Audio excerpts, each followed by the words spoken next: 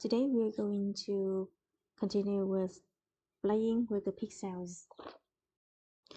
There are restrictions to the way any camera can capture an image.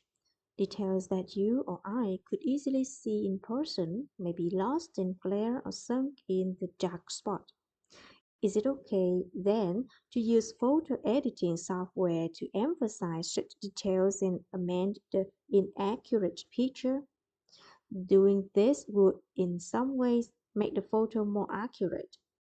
What about emphasizing lost details that would not be visible to an eyewitness? That would make the photo more accurate in other ways. Should news organizations grant their photographs permission to do that? If not, then should we ban photos taken through microscopes? You can see how quickly the situation gets confused. Of course, photographers alter every day photograph they take simply because they have to make choices about how to take it.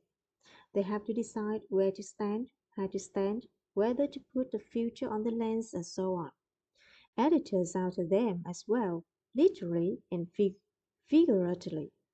Long before digital photography came along, newspaper editors chopped the edge of the photographs, enlarged them, and eliminated scratches or spots with correction fluid. Photo editing software is simply a far smarter successor to those tools. Editors can also write headlines and captions, words can dramatically affect the viewer's perception of the image.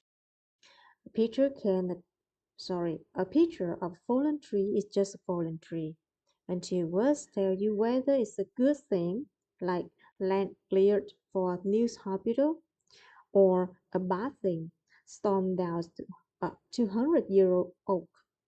What you see when you contemplate a news photo is what you're told to see. Sometimes perception is controlled by what you're allowed to see.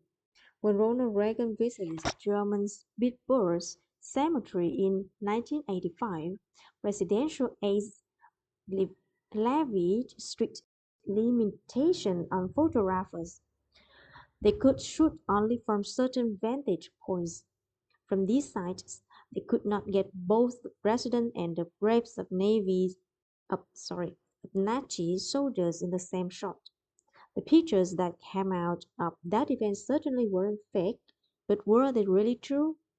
President Franklin Delano Roosevelt, in office 1933 to 1945, who had a disease called polio, used a wheelchair every day throughout his presidency.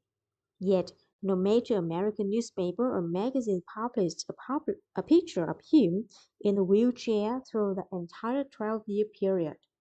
The editors of these publications were not ignorant of the president's ability. The White House did not keep photographers away.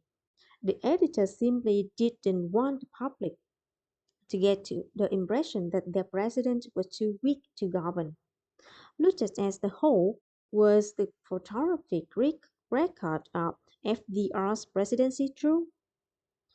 Needless to say, news photographers shouldn't doctor photographs any more than reporters should make up quotes. But doctoring is a slippery concept and photographic truth is an illusion.